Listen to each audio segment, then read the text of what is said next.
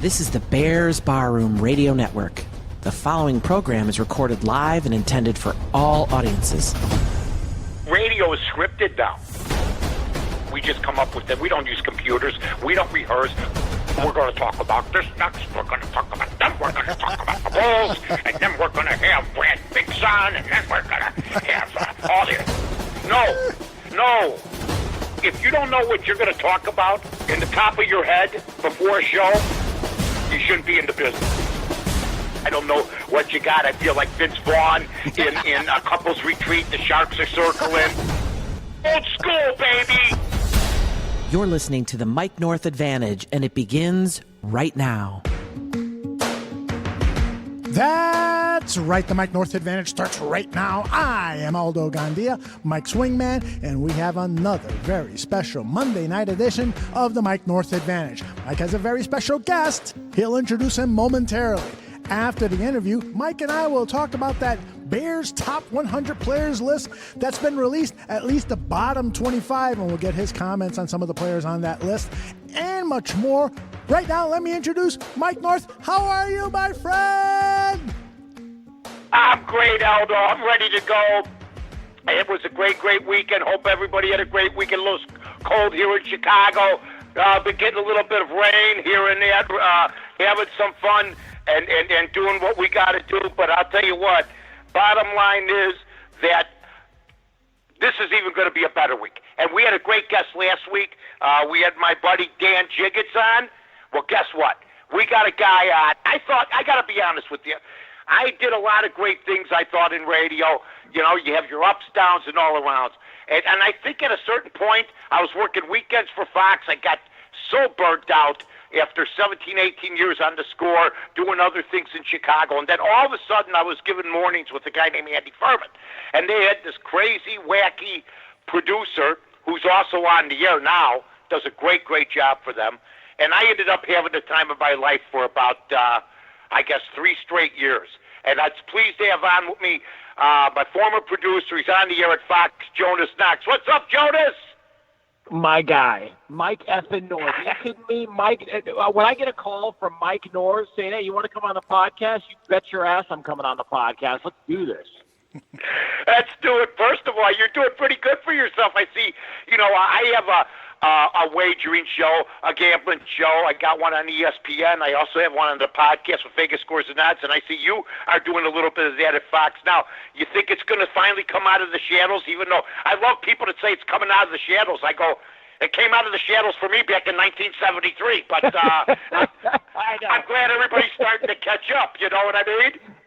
It's so funny how everyone's talking about, the popularity of gambling. Man, I've been gambling for 20 years, and I'm only in my 30s. Where were you guys? This has been going on forever. And it's almost like when you would have a fake ID when you were younger. You could only buy booze when you had a fake ID, and then once you were 21, you didn't need your fake ID. It was almost not as fun anymore. I was like, well, it was kind of fun when I was doing it, and people were looking at you and giving you dirty looks, but now it's so out there and so in the open. You got to just, I've been doing this for 20 years, but welcome to the party, everybody.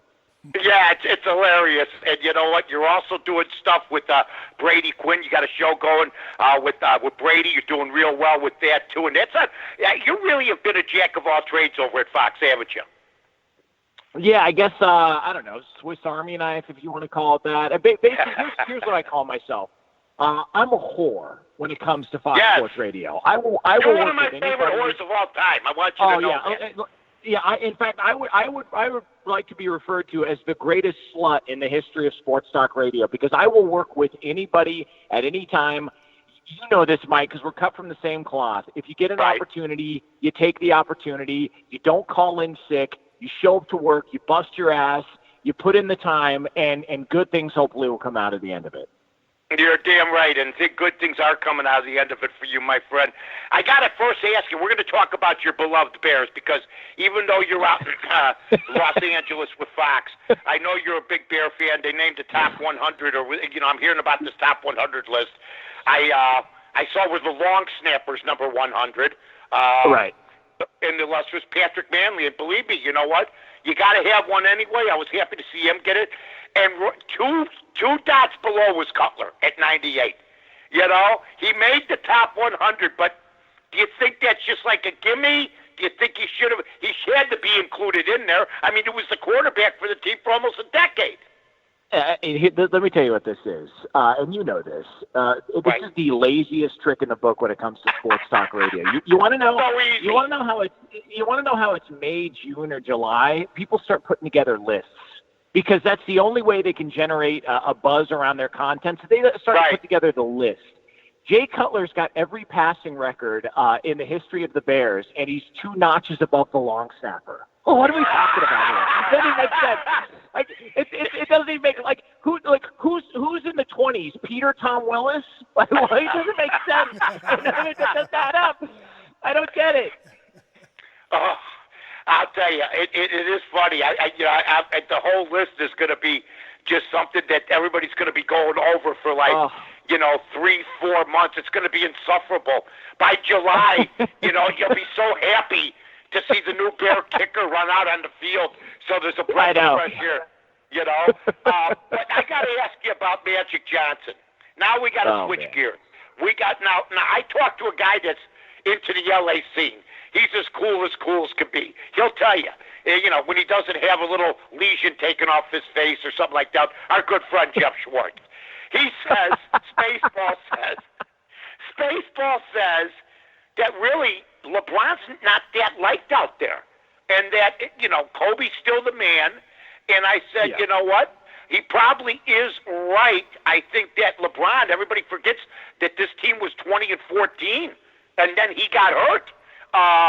What's the situation out there? Magic Johnson's the guy that comes to work once a week and then complains that things aren't going the way that he wants them to. Yeah. I mean, he was out there, trying to save face today, I thought, burning the whole bridge down. What's going on out there? Well, let me just go ahead and take everybody back to, I want to call it 4 or 5 years ago on Fox Sports Radio on the air. A certain someone who is currently on this show, and it's definitely not me, said, and I quote to Laker fans, "Welcome to Ebola." Okay, one of the great drops in the history of sports talk radio. And Mike North called this 4 or 5 years ago and said, "You're now seeing what it's like, and you're now seeing how the rest of the world lives." Okay, it's like a wealthy person behind a gated community who all of a sudden has to live in a condo somewhere. Like, you now see what it's like on the outside, and Laker fans are getting a dose of what every franchise goes through, except theirs is lasting longer than they realize. And look, the whole they don't like LeBron James and they're not all that into him. Yeah, he did not. I mean, this whole before he got injured, they were 2 games out of the 9th spot. Like, they were 4th before he got injured. They were 2 games out of the 9th spot. Let's not paint this picture that the Lakers were all of a sudden back and this team was headed for a potential finals run. You signed a guy who's in his 16th season, 15th, 16th, whatever, who's played, if you tack on all of his playoff minutes, he has played an extra 3 years. So we're talking about 18, 19 years into his career, and now everybody's looking around going, I can't believe he got injured. I can't believe it took this long. Like, do you know how fortunate he is from a physical standpoint? That's the most impressive thing about the guy. Like, Michael Jordan had a devastating injury early in his career. This is not normal to see the stretch LeBron was on. What is normal to see a guy at his age with the amount of minutes on his body break down? It was bound to happen sooner or later. And I'm sorry, Laker fans, you don't like that it happened to you when he signed with you. Tough balls. This is a reality of your situation. Yeah, because I remember when I said that about 5 years ago, because every time the Lakers faltered before, they'd grab a Kobe. Jerry West would make a trade. Shaq would leave Orlando, come to the Lakers. Everything would be okay. I just recognized it. I said, you know what, folks? Talking to a Bulls fan after Jordan, welcome to Ebola. And that's what it is. And you know what? Now, let me ask you something. Do you think that they're going to get free agents, or do you think this Pelinka, LeBron, and Jeannie Buss, by the way, You know, I mean, a member of the Lucky Sperm Club. I mean, she's got all the know-how of my favorite waitress at the original Pancake House, so who has to remember that coffee cake is on the special today. I mean, my God, and she's running an NBA franchise. You know what I mean? So, is it a combination of the three? Here's the thing. Jeannie Buss, from everything that I have heard, is a genuinely nice person, a total sweetheart. But nobody else wants to just be honest about it, so I'll be honest. She stinks at her job. You know who else stinks at their job? Magic Johnson stunk at his job, too. You know who else stinks at his job? Rob Pelinka stinks at his job. When you have three people who stink at their job and they're all within the same organization, you're going to have a problem, okay? Like there's going to be an issue. Yeah, you know what I was going to say? Then you got the White Sox and the Bulls, too. So it just you got Garfield, you got Gar Foreman, Pax. It's the same situation, except you guys got a little light at the end of the tunnel with LeBron. Well, here's the thing. Everyone talks about how Paul George decided not to sign with the Lakers. Man, they didn't land Paul George. Boy, what a bummer for the organization. Excuse me. Greg Monroe chose Milwaukee over L.A. Anybody remember that? Greg Monroe looked at the palm trees and the beaches and all the beautiful women and said, you know what? I think I'd like to go to where Jeffrey Dahmer used to hide people in the freezer. That's where I want to play basketball. Give me an effing break, man. This team has been bad why anybody is surprised to see where they've ended up. And Magic Johnson criticizing the Lakers and then Laker fans criticizing Magic Johnson. It's like two homeless guys fighting over who smells worse. You're both homeless and you both stink. Enough. It's a bad situation, and the more that she continues and they continue to bring in friends of the family or people that they can quote-unquote trust, the more you're going to continue to cycle through the same garbage that fans have had to deal with the past 6 years. I give Laker fans credit because this is the first time they finally put their hands up and said, we're sick of this crap. Figure it out. We're a diaper fire of an organization right now. We're the laughing stock of the league. The Clippers have better direction than us. And free agents are now looking at the L.A. Clippers going, yeah, I love L.A., but I don't want to deal with the crap in the other locker room. I'll just go play for Doc Rivers and the Clippers, who are a player away from being a real threat in the Western Conference. Who also have Jerry West. They have Jerry West. He's like 81 years old, and he's the guy that used to run the Lakers when things ran smoothly like a machine. Now he's with the Clippers, and, I mean, he still works, I guess, at his job. I mean, think about it. Magic Johnson, they invented the president of basketball operations only for him, according to Rob Pelinka. And, you know, it's like, you know, they had a situation where it was going to fail no matter what. So what do you think happens? You think LeBron, you think that they sign a free agent? Do you think that Kyrie Irving could pull an upset? Reunite with his buddy, say, I already fessed up. I knew it was a mistake to bark at you at Cleveland. You were absolutely right. I can't carry the load. I mean, what do you think happens? Look, maybe they'll land a Jimmy Butler. I mean, maybe. But does Jimmy Butler sound like a guy who wants to be told from other people? Like, Jimmy Butler is an old school player. I've said this about Jimmy Butler. Oh, 100%. I've said this about Jimmy Butler. He's playing in the right era of the NBA for him financially, but the wrong era personality-wise, because so many players don't want to be criticized and they don't want people to tell them when they screwed up, and Jimmy Butler will call you out on that. And so maybe you can land a Jimmy Butler, but if you land a Jimmy Butler, how are those young players who didn't like their names being floated around in trade rumors going to handle Jimmy Butler getting on him because they didn't get back on defense? Like, there's a problem there. And the more that you continue to keep recycling the same ideas over and over again, that problem is just going to continue. You can't expect change if you're not willing to change. With my buddy Jonas Knox, Andy Furman and I and Jonas, we had a lot of good times at Fox, a lot of hijinks, a lot of fun times. It lasted 3 great years. Ended up being there 6 years, had a good time at Fox. We had one heck of a morning show over there, and I'll always be proud of my association with Jonas. Jonas, you're a big Bear fan. Want to light first on the L.A. football scene real quick and then get to the Bears. where is everything with the situation with the stadium? Where's it located? I mean, I heard where it's located is places I used to go when I was looking for just an obsolete place where nobody could ever find me. Where's it located? The Carson City Nightmare is almost over for the Chargers, right? Yeah, well, the Chargers are still playing in that soccer stadium. It's funny. Occasionally, I'll see people. I'll see people post something on social media like, "Hey, get a load of the new stadium being built in L.A." And everyone makes it seem like it's right around the corner. It looks like the set of True Detective, man. Like, what are you talking about? I know. I'm waiting to see if there's going to be like those little twig figurines that are perched up around the place, and you've got a McConaughey making origami out of Lone Star beer cans in an interrogation room. Like everyone makes it out like it's right around the corner, almost finished. The place looks like a disaster. Like they're nowhere close to being finished. They're at least going to play this next upcoming season. The Rams are going to play in the Coliseum, which, by the way, that place sucks. And then the Chargers are going to play at the soccer stadium, which is an awesome place, but they only draw 30,000 people. And so it's not like you really can make a lot of money on your tickets, and so they have to rake up the prices on the tickets, and the fans get pissed off or whatever. But you've got two good football teams. Like the Chargers are good. The Rams are just in a Super Bowl.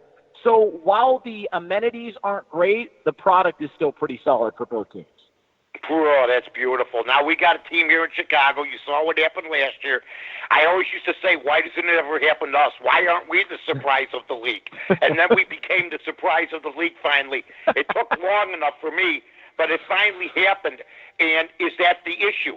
Were they a surprise? I see the over-unders 9.5. Everything went their way last year. Then the Khalil Mack trade, give Ryan Pace all the credit in the world. It just jacked them up. It just made them feel like, hey, man, you know what? They're going for this. How do you see this football team panning out? They got a tougher schedule. I think there's 6 playoff teams on the schedule this year. Are they going to be one of the surprises that doesn't make it, or are they going to expand on what they've done? Yeah, well, I mean, the surprise element is gone. Like, that's just not going to happen. But, look, I like the direction of the team. You remember back in was it 2005? They made the playoffs, and they got beat, I want to say, in the first playoff game against Carolina. I think that was the year Carolina beat them and then lost at Seattle. So they made the playoffs, and they lost to Carolina. But then the very next season, they were back in the Super Bowl. So you look at that and you go, well, that was a pretty good stretch run because back-to-back playoff appearances, which if you do that in the NFL, that's doing something. Green Bay is going to be better because Aaron Rodgers presumably is going to be healthy, but they've got some issues. I would imagine Detroit's probably going to be better, and I would imagine Minnesota's probably going to play better and is going to try and figure out their offensive line, which caused them plenty of problems. I love the Bears roster. I like how they're building it. I think it's a massive year for Trubisky. My biggest issue in the offseason wasn't the draft because, look, your number one draft pick was Khalil Mack, and you just got to look at it that way.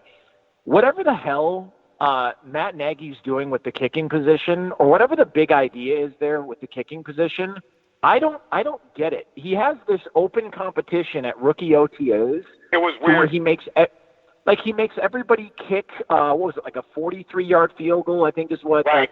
And the only reason you made everybody kick the 43-yard field goal is because that was the distance that Cody Parkey missed his kick on. Okay, well, Matt Nagy, since we're going to judge everything on that game, did you also have Khalil Mack in on a 2-point conversion attempt at rookie OTAs like you did in that game against Philadelphia? Did your defense also, did you punish them as well too? And make them give up a 60-yard drive at the end of regulation in which Philadelphia went down and scored right down your throat. This idea that they lost that game because of Cody Parkey. Matt Nagy turned Bears rookie OTAs into the Goose Island kicking competition where you win a free year of beer. You win a free year of beer. Like, it's like a free beer promotion at rookie OTAs. I know. He had a guy, here's Jesus. He just came in he works on the Miller truck. He's going to be kicking today. Here's Gabriel. Gabriel's an accountant downtown. Yeah. he turned it into that. And then, the only thing they missed was after they missed was being ridiculed and then being on TV the next day like Cody Parkey was, playing the victim card. I mean, they did the exact same thing as they did at Goose Island. That's what's the funny thing. It's like Nagy got the idea from a bunch of fat, drunken maniacs kicking on a slab of ice, trying over the corridor of an old factory. It was hilarious.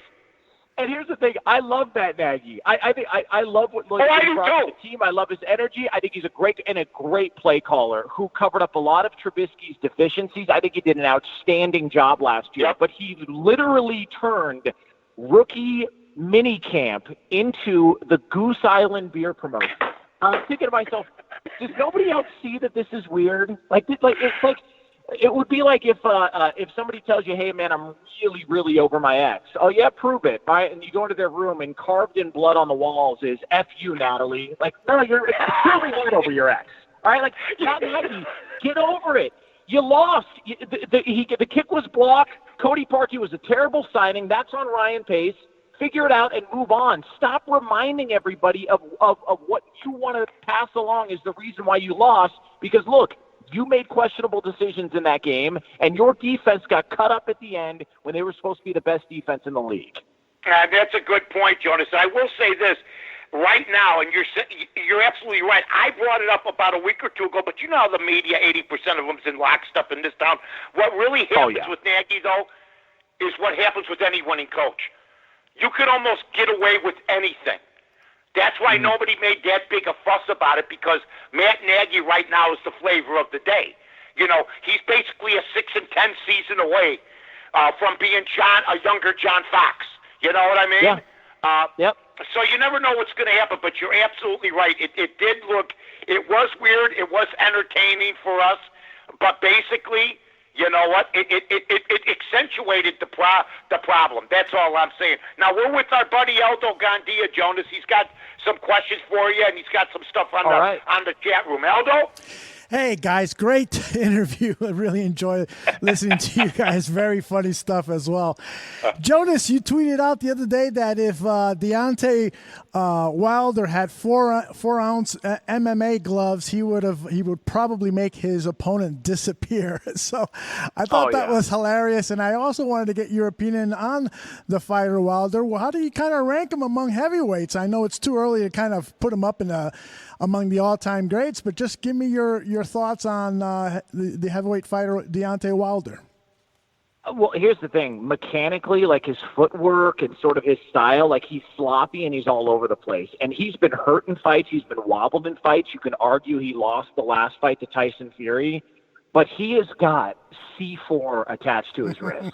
Like if he hits you, somebody you went to school with dies. Like he hits that hard. And so when he landed that shot the other night and put Brazil out, and Brazil's a quality fighter. Like, I don't know historically where Deontay Wilder ranks, but I know as far as power goes, historically one of the hardest punchers in the heavyweight division. And that's not just coming from me, but that's coming from people who study the sport, who look at the sport and say, this guy has got freakish power, and he's not even a big guy. I mean, he walks around at 218 pounds, 220 pounds. He's not really a big dude at all compared to other heavyweights, but he has got bone-crushing power. It's impressive. He sure did. I did feel that punch when I saw it. I felt that punch all over my body. But you know what? There's going to be fighters that are going to be afraid of him now. I don't think fighters were that much afraid, like Jonas says. Fury gave him a fight. He looked sluggish in other fights. He hasn't really hit the scene. The other night, I mean, that guy, I think he's just waking up now, and he started crying, mommy. I mean, because that's the kind of fight that now, Jonas, you know this, that everybody took notice, and there's going to be some boxers 100%. Not as inclined to jump back in the ring with that guy, right? Hey, Mike, you remember Mike Tyson? When Mike Tyson started putting guys to sleep, the fight was over the second the other guy walked in the ring. Most fighters were already beat. Yep. Most fighters were. Trevor Berbick. Trevor Berbick looked like you back in the day on Russian Division in that fight when he got that temple shot. I mean, because, I mean, back in your drinking days, you had a little Trevor bourbon in you, depending on how much champagne you had. I'll tell you what, Mike Tyson, I met him in Vegas. He stared at me for 10 seconds. I almost lost it. I mean, just looking at you, the guy's got Manson lamps. Hey, I would have loved to see a stare down, guys, between Charles Manson and Tyson. That would have been the stare down of the century pay-per-view. They're going to stare down each other. Who wins, Aldo? Tyson or Manson? I think we all lose on that one. Oh, come on. Where's the promoter in you? That's true. That's true. I got to say, Tyson still keeps me awake at night. Just his look and the power of those punches is something I'll never forget. Unbelievable. I got another question for you, Jonas. Sure. This from Greg Braggs. It's a simple 3-word question. Kobe or LeBron? Ooh, LeBron, but I liked Kobe's demeanor more. Even in the Lakers? You mean for career, not with the Lakers? Yeah. No, career, career. Just I loved the Kobe was for anything you want to say about the guy. He wanted to beat you every single play, every single. LeBron's more of a laid back and nicer guy. So for me, and I think Kobe's one of those players that while LeBron, maybe struggles later in your career, Kobe starts to come back into focus and people start to think about how great Kobe was. Mm-hmm. Look, when Joe Namath was, what was he, an LA Ram at the end? Nobody looks at Joe Namath or Emmitt Smith as an Arizona Cardinal. The farther you get away from their career, you look at all the highlights. So the farther we get away from Kobe's career, the more he's going to be elevated. And I assume we're going to do the same with LeBron. Yeah. I saw Joe Namath complete his last pass to Gary Fensick. I would have played for them. That was it. Joe looked great. He was tan. But, just watching him walk around on the Soldier Field turf was painful. Oh, yeah. Yeah. I got one more for you. On the national scene, Sure. Which team in the NFC North is considered the best in the NFC North? Minnesota, Green Bay, or the Bears? Right now, I think majority would say the Bears, just because there's uncertainty with the Packers. Everything I've heard is that Aaron Rodgers really didn't have a whole lot to do with the Matt LaFleur hire, and nobody really takes Kirk Cousins seriously. Yeah. They just don't. Sooner or later, you've got to just look at Kirk Cousins when he plays in primetime games, and there's clearly an issue there that he's got, whether he's got OCD or he's got a routine that it gets thrown off when they play a night game. But I would say probably the Bears, the consensus is they would be the best team. Excellent stuff. Well, I'll tell you what, the Detroit Lions, I saw another article today, how they're going to surprise everybody this year. Every year they talk up Detroit. It's like saying the Bates Motel is going to be a 5-star like the Peninsula someday. It's ridiculous. It's never going to happen. I just don't understand it. Every year they still got Matthew Stafford, and then they got a couple speedy receivers and safeties that can't tackle. Are you seeing the same thing, Joe? Yeah, and I wonder when that goes away. Because look, the Cubs had that thing going for them for all those years. Nobody took the Cubs seriously. It was like, oh, okay, yeah, sure. I think wasn't there some study done to where they asked polled people leaving the bleachers at Wrigley Field what the final score of the game was, and only 20% actually knew. It's kind of the Lions are kind of like that, to where you just kind of don't really take them seriously. And even though they've, Stafford's been there a long time, you're not sure whether or not Matt Patricia is the real deal. So, yeah, until they do something or win multiple playoff games, or I don't think they've won a playoff game, and I think I've got this right, since 1991. Okay, 91 was the last time they won a playoff game. Yeah, that's pitiful. But what isn't is, man, you came to play tonight, Joe, as usual. You sound great. You sound relaxed. Things are going well. I know that I hope your mom is feeling okay, and I know that you've been dealing with that for a while. But, hey, I appreciate you coming. Me and Aldo appreciate you coming on, bud. Oh, no, it's an honor and a pleasure to come on with you guys. I really appreciate it. Mike, I love you. And Aldo, you might have the greatest name I've ever heard in my life. I'm not kidding. Aldo, I'm not kidding. Thanks, Joe. See you guys. Take care, buddy. Take care, Joe. All right, love you. Bye. Jonas Knox, one of the guys that I brought along at Fox, Aldo. I knew he had talent. I basically told them he had talent. I said, you're wasting him. He was just sitting in with people. He started working with us as a producer in the morning, and I just started seeing the kid grow. Now I think their best guy. And he works at a station with Colin Coward and some big timers over there. Maybe big timers, but I think he's their most talented guy. He's a cut from he used to listen when he was a kid to my stuff and a lot of other people's stuff.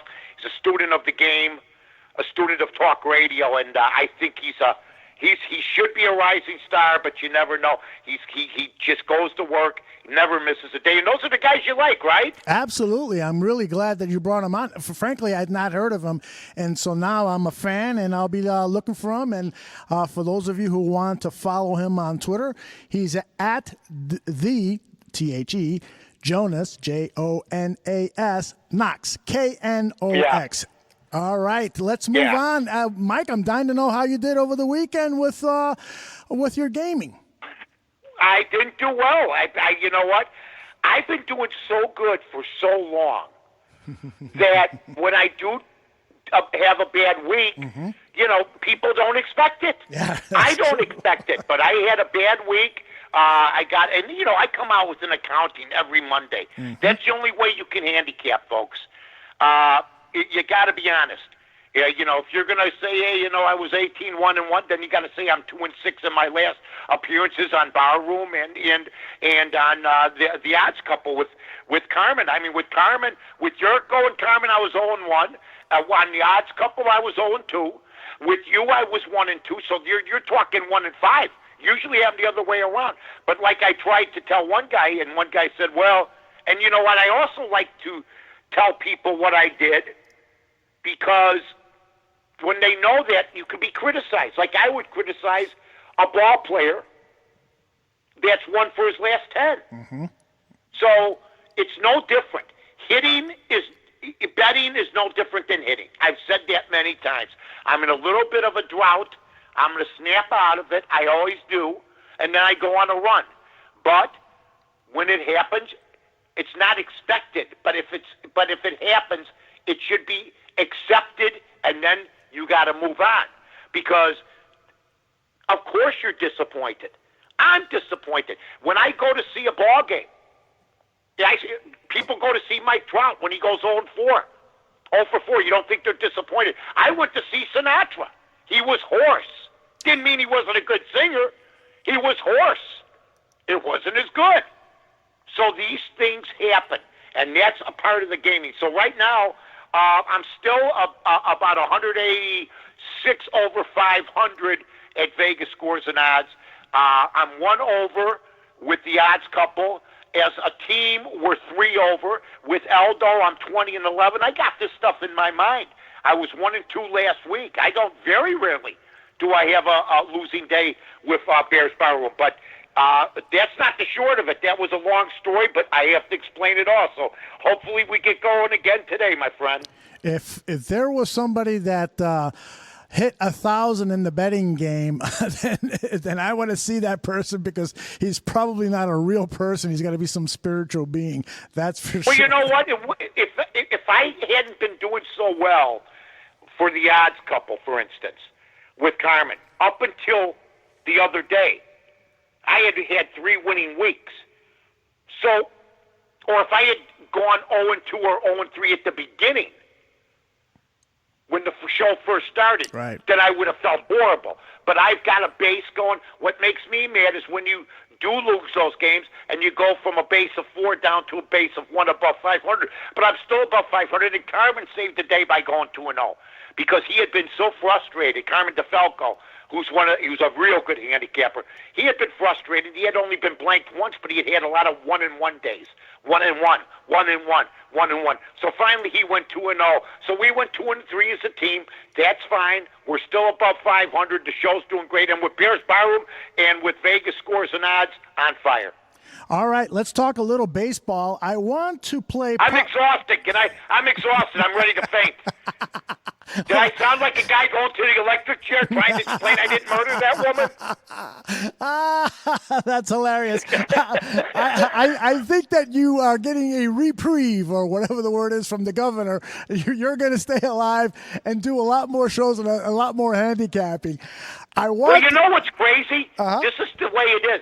You could be on a baseball team like the Cubs, and you can go 0 for 4, but the Cubs could be in first place. So you're happy that the team's doing well, but you're not happy that you're doing well. Or I'll give you this. When you end up having a bad day in gambling, but you do a good show, see, I got to do two things. Not only do I have to do a great show here at Bears Barroom or at Vegas Scores and Odds or at ESPN 1000, I got to do great shows. But I also got to win. Yep. I got to do two things.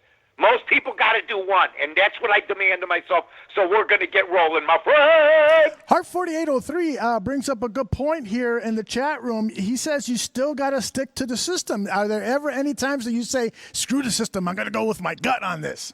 No. In fact, the system gave me these games. So the system that made me go 18-1-1 early in football is the system that made me go 0-3. Yeah. So Hart is absolutely right about that. I will never abandon what's made me, what's gotten me to where I've gotten as far as doing handicapping, becoming a national, having shows, and doing our thing. It's no different, Aldo. I know people that play the stock market. They have one losing week, they start panicking. They want to pull out. Yep. You got to be in it for the long haul. It's not a sprint, it's a marathon. You got that right.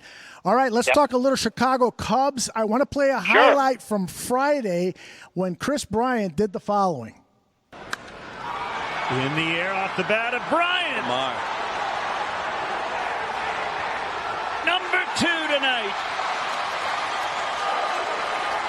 A majestic, towering blast for his 10th of the year, 8-4. And that wasn't all. He hit another one the following inning, the 12th time in baseball history that a player has hit back-to-back-to-back homers in 3 consecutive innings. Quite the achievement for Kris Bryant, huh? Yeah, you know what? I've been talking about him for a couple of years, wanted him to toughen up. Arenado has been, I think, the premier third baseman in the National League. I always thought that Kris was that. He was the MVP one year, then he's fallen off a little bit. Now it's good to see the power come back. Seems like his shoulder's doing better. And there's no, with him and Rizzo both swinging the bat, it's no wonder that right now they're in first place. Yep, and they did a great job in Washington, winning 2 out of 3 against the Nationals. And tonight, as we speak, the Cubs are playing the Philadelphia Phillies, and it's in the bottom of the second with 1 out, scoreless game. Yu Darvish, one of your favorite pitchers, is going up really against one of your favorite pitchers, Jake Arrieta. What do you think about that matchup? Well, you know what? When you say Yu Darvish, one of my favorite pitchers, I don't think he could run for mayor and win in this town. No way. It's just not me. But Arrieta could have. Arrieta is pitching right now. The Cubs got him in a little bit of trouble. I think that hopefully they'll get a run. Look, he's on the other team now. I just think that he wasn't replaced adequately by Yu Darvish. And you know what? It doesn't matter, because what's going on now is that the Chicago Cubs are in first place. The Milwaukee Brewers are a game and a half behind. Pittsburgh's 3 behind. St. Louis is 4.5. What do we have, folks? We have a bona fide pennant race in the National League Central. So if somebody gets cold and some other team gets hot at the right time, then you know what? That could be. Somebody goes on a 9-10 game winning streak in August, they can pull away, because everybody is one series within reach. That's very true. Every once in a while, I like to go over to ESPN and check out their power rankings. And since the last time I was there, the Cubs have moved up to 3rd behind the Astros, who have moved up from 2-1. The LA Dodgers have dropped from 2-1, and the Cubs are 3rd. What do you think about that? Is that pretty accurate in your opinion? Yeah, I think so. You know what? I'm glad the Cubs aren't first. I mean, the Cubs were first, though, in 2016 in power rankings. I remember they had already had a plus-minus of over 100 by this time, and they were getting it done. So I got to be honest with you. I just think the way that they're playing baseball, the way that they're conducting themselves, you're not hearing a lot of the club out of the clubhouse.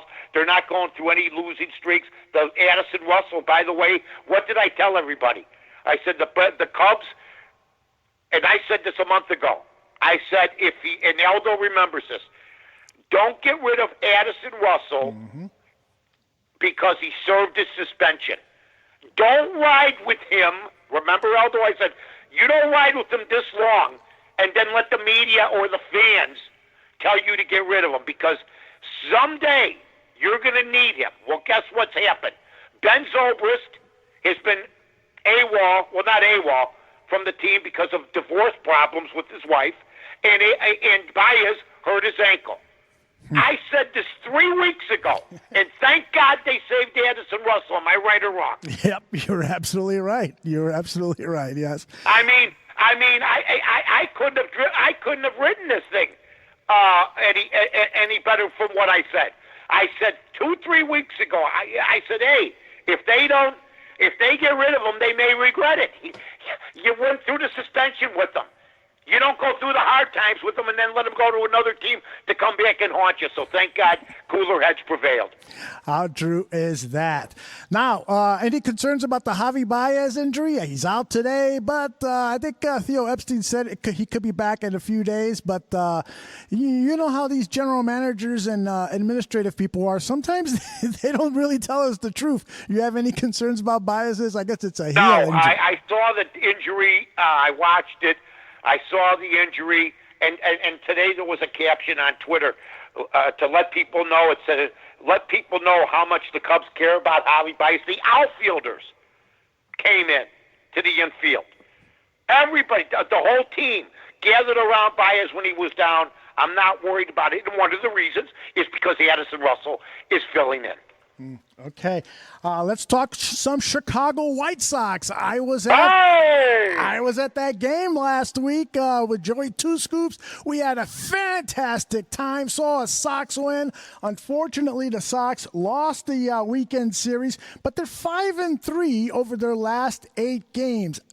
The pitching, though, is the problem. They've lost over the last couple of weeks, Mike. They've lost games when they've given up 10 runs. 9 runs, 15 runs. I mean, when this pitching staff gets rocked, they get rocked, man. That's unbelievable. Well, you know what, Aldo? I'll tell you, first of all, I saw you guys out there. It was a nice ad that Joey did for Twitter and stuff, number one. Number two, I like the way they hit the ball. I've said they don't give up. They got to pick up some pitching. They're going to have to go during the offseason. They got to pick up a couple free agents. If they don't pick up any pitching, they're never going to win. They're never going to win. Kopech's hurt. I don't think Covey and these guys, you can depend on them. Any of them. Nova. They're not at that point yet. I think their hitting is a lot better than I thought. I don't want to sound like Steve Stone, but they're better this year than they were last year. But if you don't get pitching, I think in the league, they had 5.95. I think they've knocked it down to about 5.15. But you can't. I don't care what kind of hitting you have. You have an ERA like that, you're not winning. Yeah, that is for sure. I hope. Let's see, who are they playing tonight? The White Sox. They're Houston, and they're down 1-0 early in the game. Let's hope they can get a winning streak going on the road. That's the ball team. Yeah. Houston. You know what? Houston's pitching. People say that the Sox are rebuilding because of the Cubs. I think a lot of teams started rebuilding because of Houston. Houston's the team that really showed people how to do it. They're big into the analytics. I'm not. But, boy, George Springer, I mean, they're household names. Boston and Houston were slugging it out. That was a good series. So you know what? That's the team you want to see. But the Sox, they're so far away when it comes to pitching. It's going to be interesting to see how they handle that. They're 8.5 games out, but really, when you look at the standings in the American League, folks, there's only really 6 teams that are going to go. That are 6 or 7 teams that have a shot at the playoffs. Same with the National League. Out of the 15, 16 teams. So yeah, I know the White Sox are 8.5 games back right now. Minnesota's a surprise. But, there's a lot of baseball left.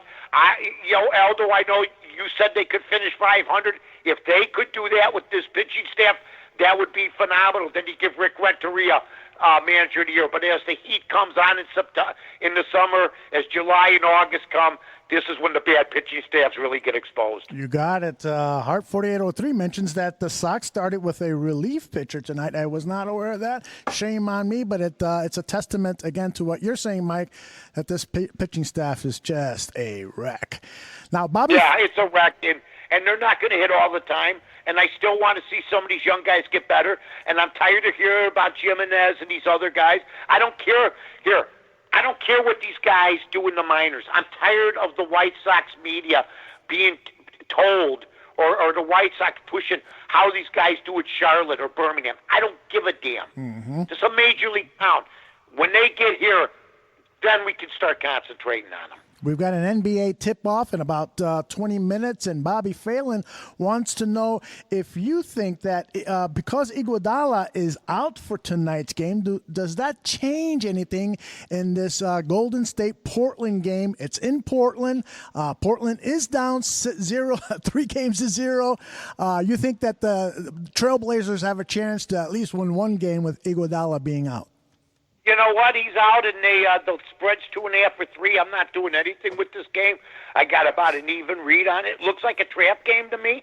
But to me, I'd rather not bet than bet Portland. Mm-hmm. I'd rather not bet than bet Portland because you know what? The system, thank God, didn't tell me to bet Portland. But if somebody said, "Hey, guess what? It's life or death," I'd have to take Golden State, and tonight may be the night Portland does it. I don't think because of Iguodala.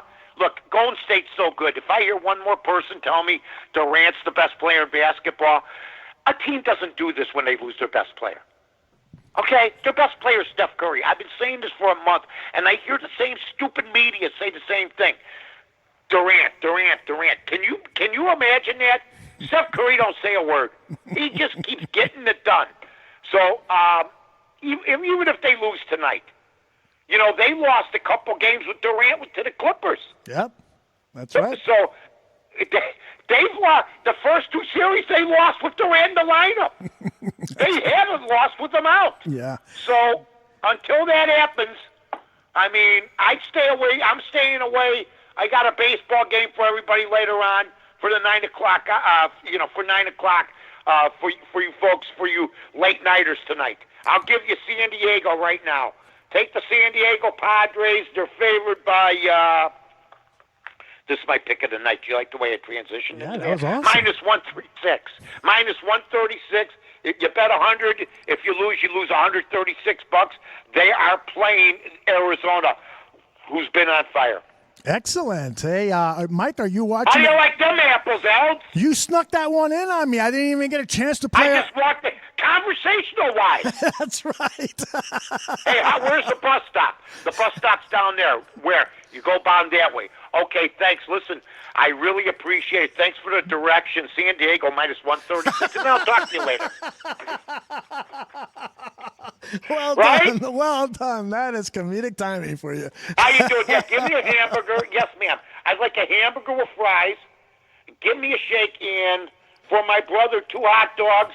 San Diego minus 136, and a large Diet Coke. That is great. That is great. That's just some gibberish, my friend, gibberish. Mike, do you have the Cubs game on? And if so, what do you think about the standing ovation Jake Arrieta is getting right now? He deserves it. He should have never been off the team. Mm-hmm. He was one of the more popular members of the team. He was one of my top 5 Cubs. Yeah. I loved him. I loved his attitude. He just got out of a jam. Of course, Hugh Darvish, he came up as the third batter to make the last out with the bags loaded. Seriously. If you could, he's hitting 67. So, Jake got out of that. I'm a Jake Arrieta fan. I've always been a Jake Arrieta fan. I think that the Phillies got a good chance of winning this game tonight because they know how much it means to him. Hey, Mike, you can't expect Yu Darvish to hit and throw strikes, right?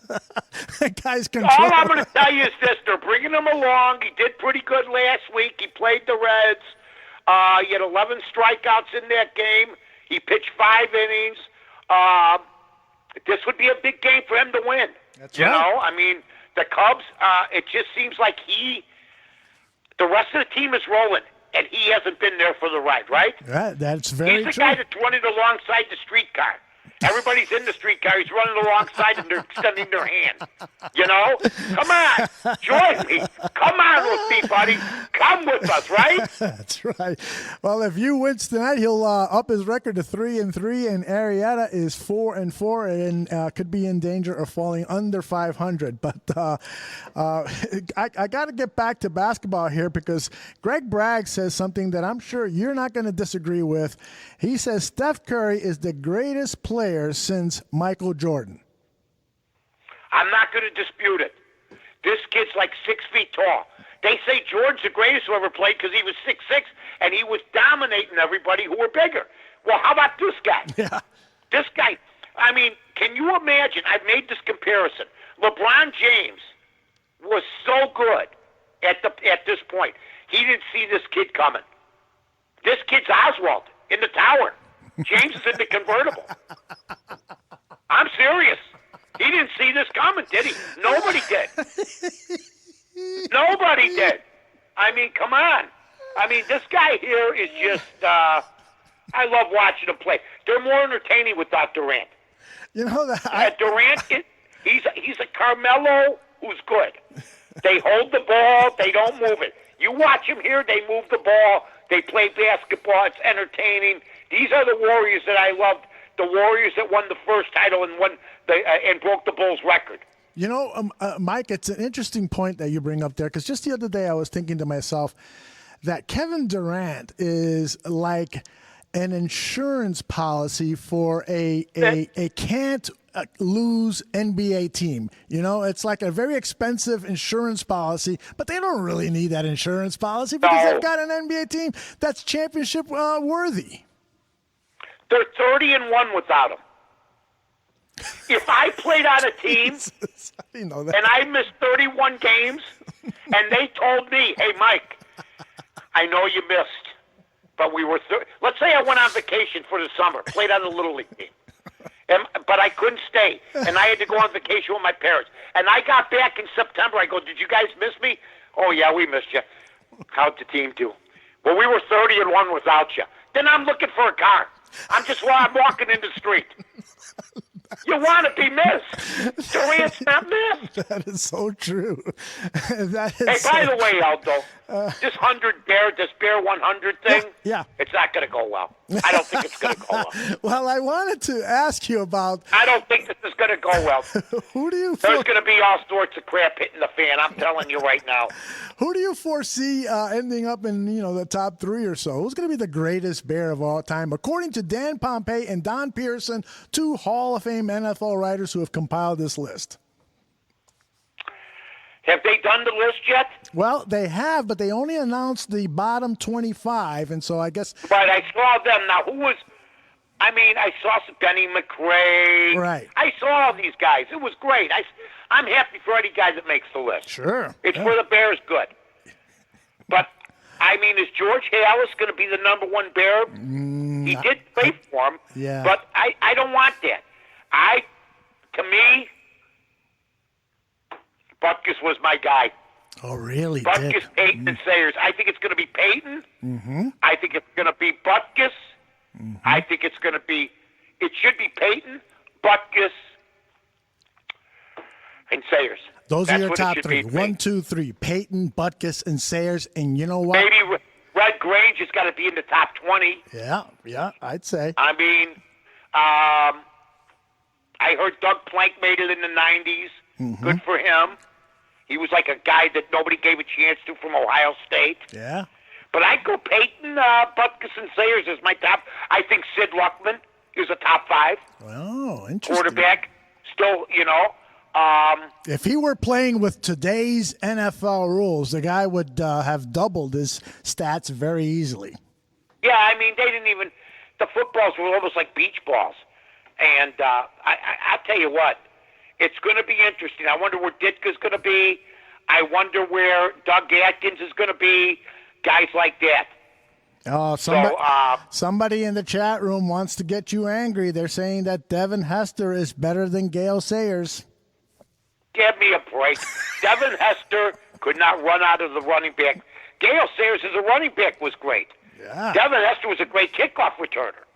But Gale Sayers played running back. Devin Hester didn't.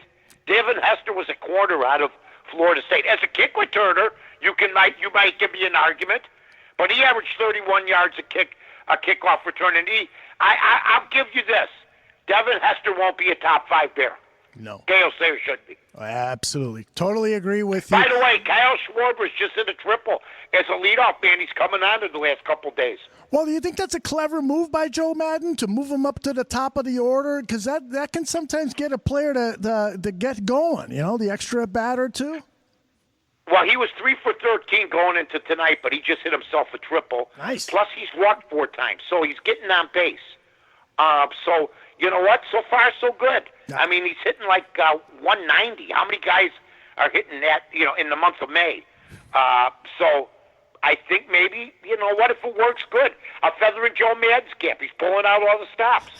I'm laughing here because Greg in the chat room really wants to debate this with you. He says Hester led the team to the Super Bowl. Oh, gosh.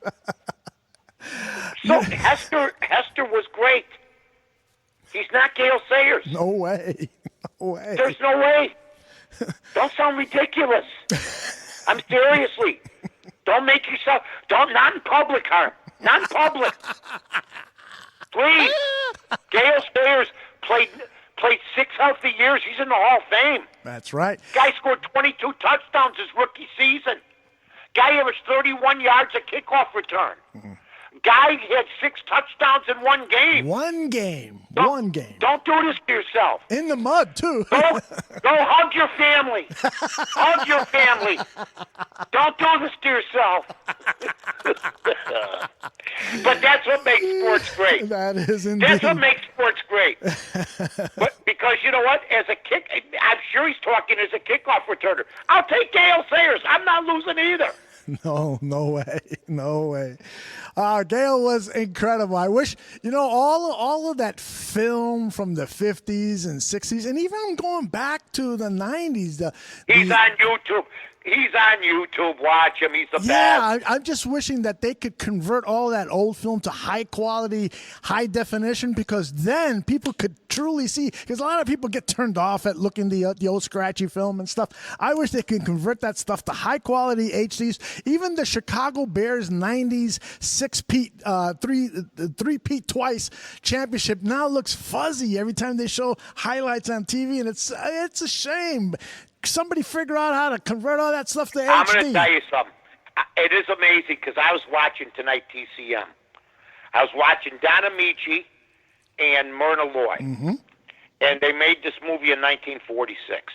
And BB and I were looking at the quality of the movies on TCM and how clear they are. Yeah. Because they were all restored. And that's it's beautiful. The movie's 70-some years old. And it looks like it was just released. So that's what I love. By the way, Game of Thrones blows. Can I just say that one more time? Game of Thrones blows. Some guy in a water bottle now. I mean, how can you ever, nobody can dispute this. When you make mistakes like that, you can't be considered the standard bearer. Did you have great ratings? Yes. Did you have a lot of people watch? Yes. Was your production horse shit? Yes. It was horse shit this year. Whoever was in charge of continuity really ought to give they the money back. And then I'm hearing they killed my favorite characters. Look, I understand. Get over it. But I'm hearing 10 million people took off work today.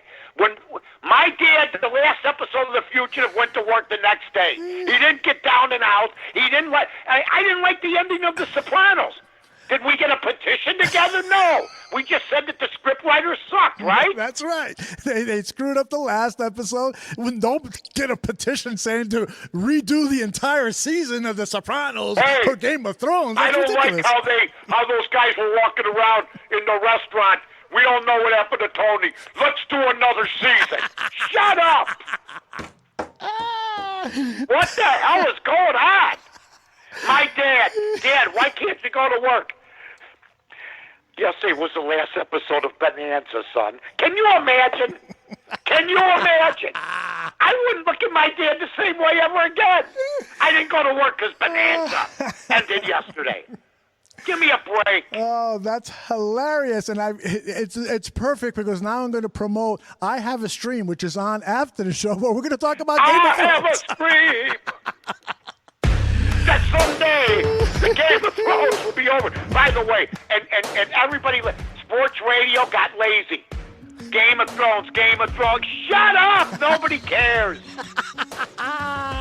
Mike and I will be back right here on Mixler.com on Wednesday at 3 p.m. Central for Vegas Scores and Odds presents the Mike North Advantage, and Mike will have three, count them, 3 free winners for you on Wednesday.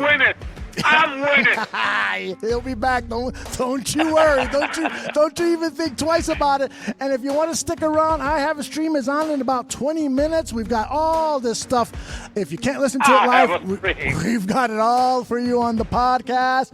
And then Mike will be on ESPN 1000 Friday at 6 p.m. for his show with Carmen DeFalco.